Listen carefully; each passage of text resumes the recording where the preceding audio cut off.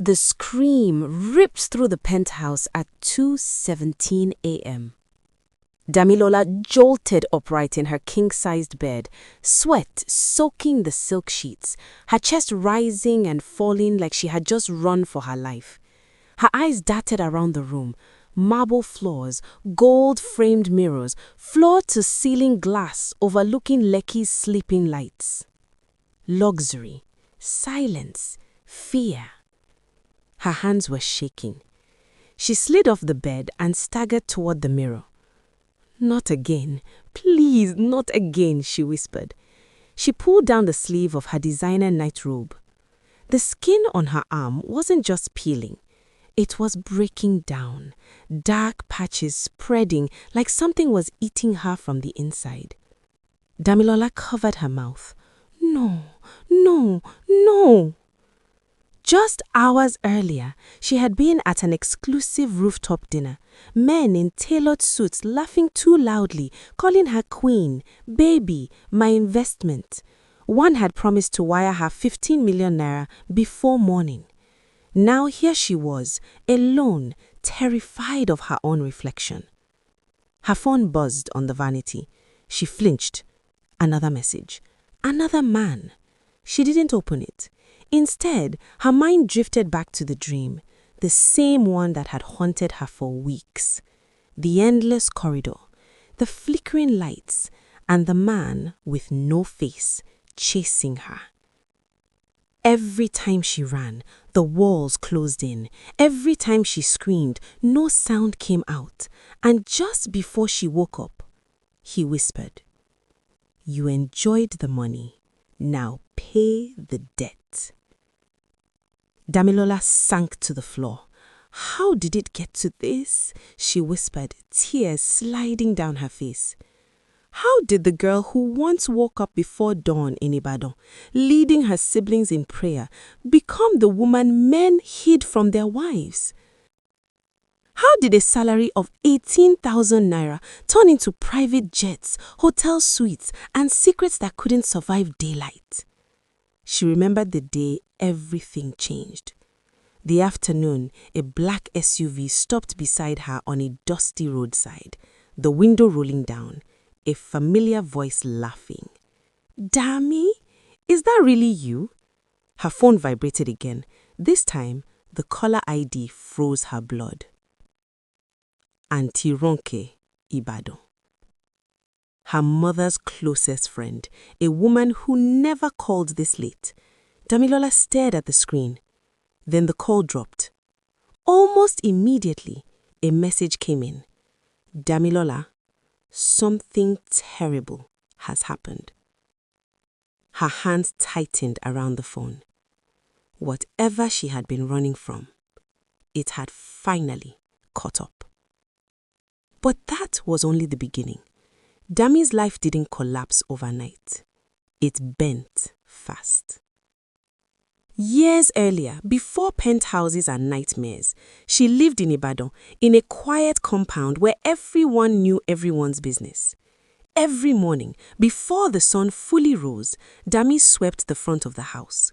Not because anyone forced her, because it felt right. She believed order attracted blessings. By 5:30 a.m., she would gather her younger siblings. "Let us pray," she'd say softly. Her voice was calm, steady. Her mother used to watch from the doorway and smile. "This girl will go far," she often said. At school, Dami taught in a small private secondary school. Her salary? 18,000 naira a month. It wasn't enough, but Dami told herself it was honest. Hard work builds character, she would tell her students. Shortcuts always collect interest. She believed it, until the day envy parked beside her. It was a hot Saturday afternoon. Dami was walking home from the market, a nylon bag of pepper and onions cutting into her fingers. Then, a sleek black SUV slowed beside her. The window rolled down. Designer sunglasses, perfect makeup, perfume that smelt like money. "Dami?" She squinted. The woman removed her glasses. It took a second. Then her heart skipped. "Oh, Sade?" Shade. The girl everyone warned their daughters about, the one who ran away to Lagos 3 years earlier. Now she looked untouchable. Enter, Joe, Shade laughed. Let me see you properly. Dami hesitated. Her wrapper was faded. Her slippers were worn. But Shade was already opening the door. The inside of the car was cold, quiet, powerful. Dami swallowed. This your car. It's yours. Shade smiled. Who else? She drove with one hand, nails sparkling. I came home for my mom's house dedication. 4-bedroom duplex, generator, borehole, everything. Dami's throat tightened. In 3 years? Shade laughed. Lagos is not for saints. If you are smart, money will respect you. Then she asked a question that cracked her chest open. So what are you doing? Dami looked down. I teach. 18,000 naira. The car swerved a little. 18,000 naira. Shade repeated it like a curse. Dami, that's not a salary. That's an insult. Shame crawled up her spine. She stared out of the window. The same streets, the same life. Suddenly, it felt too small. When they arrived at Shade's family house, Dami's knees went weak. The building stood like a palace among bungalows. Tiles shining, lights steady, a generator humming softly. Something inside Dami snapped. Right there. She dropped to her knees. Please, she sobbed. Help me. I'll do anything. Shade looked down at her. For a moment, her eyes softened. Then she smiled. Stand up, she said. You're not a beggar. She helped Dami up. I'll take you to Lagos. Dami didn't know it yet, but she had just stepped onto a stage built to collapse.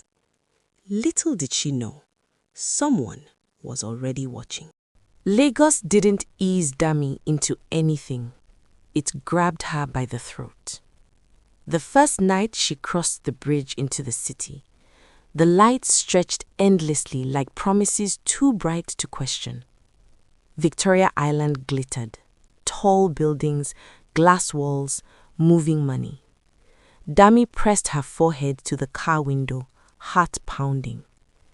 This is where people are reborn, Sade said casually, one hand on the steering wheel. Dami believed her. Sade's apartment felt unreal. Marble floors, ocean view, furniture Dami was afraid to touch. For 2 days, she walked around in silence, running her fingers over expensive surfaces, staring at herself in the mirror like she was living someone else's life. Maybe God has finally remembered me, she thought. Then Friday came. Sade threw a short, tight dress onto the bed. Wear this, we're going out. Dami froze. Out where? Club. Her chest tightened. I don't do clubs. Sade didn't shout. She just smiled. You said you'd do anything. That sentence sat heavy in the room.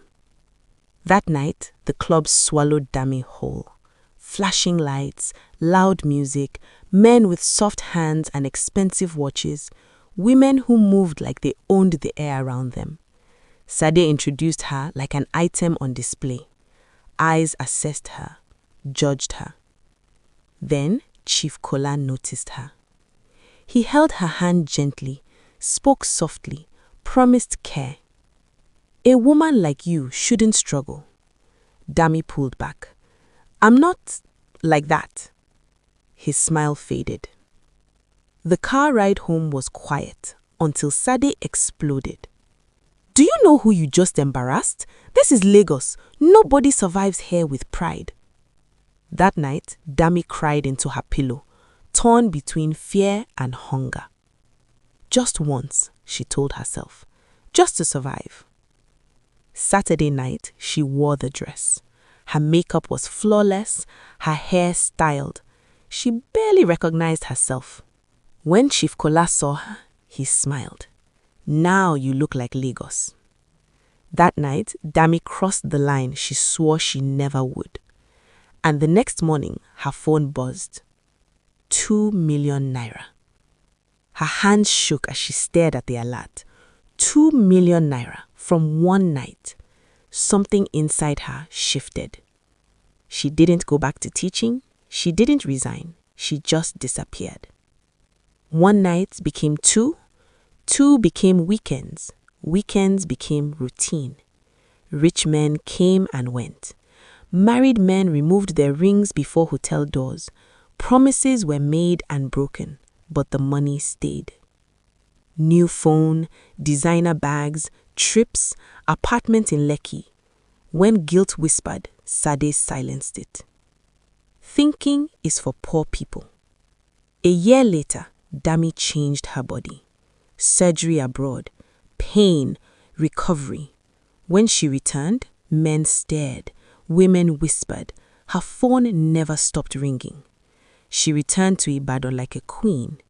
That's when she saw Kuli, her ex, still fixing phones in his small shop. When he warned her gently, she laughed in his face, mocking his dreams, intoxicated by money. 5 years passed. Dami had everything except peace. She was aging in a world that replaced women quickly.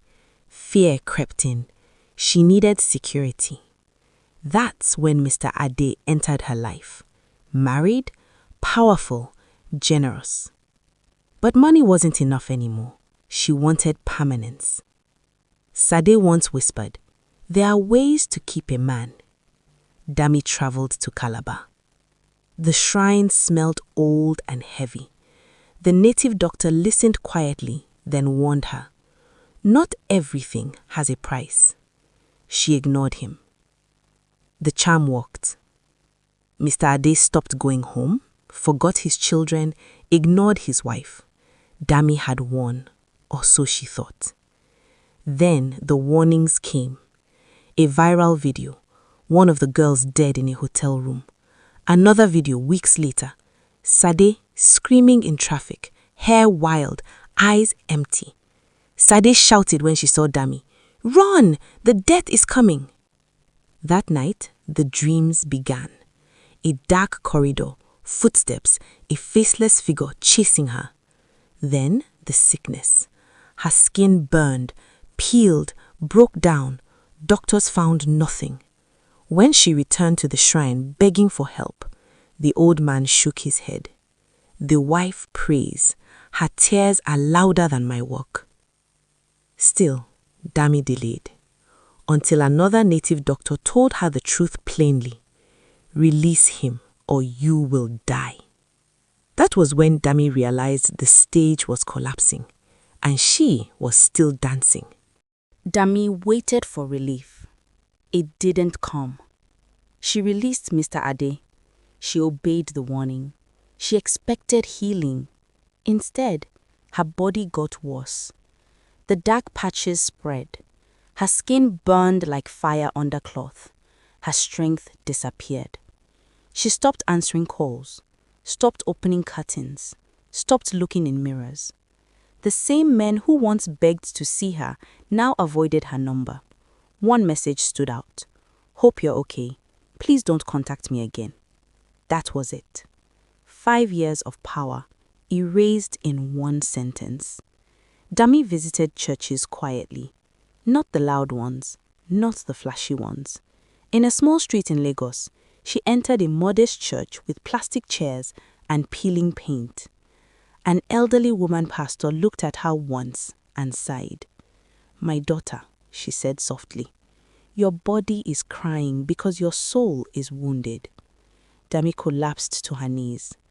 "I'm tired," she whispered. "I don't want this life anymore."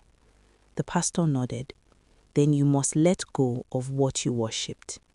That night, Dami prayed.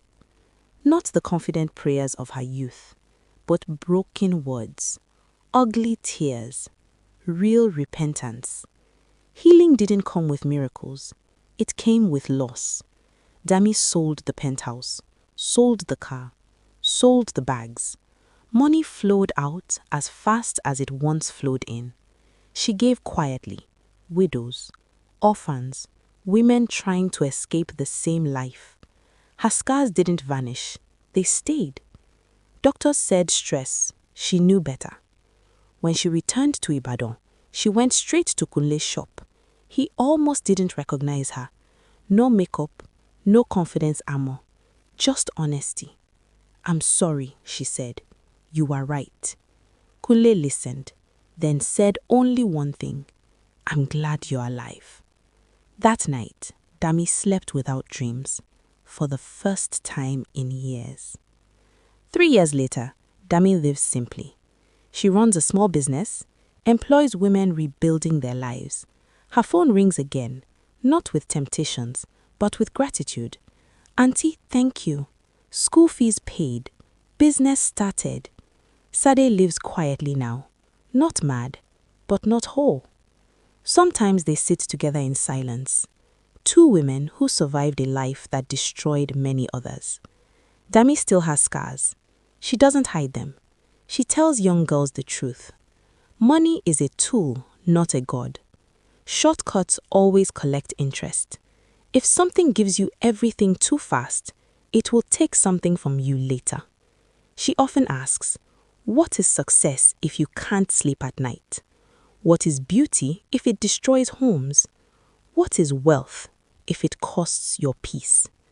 And her final lesson: not every door that opens is from God. Some are traps dressed as blessings. If nobody ever finds out how you got your success, but you lose your peace in the process, was it ever worth it? This is Sleek African Tales. Thanks for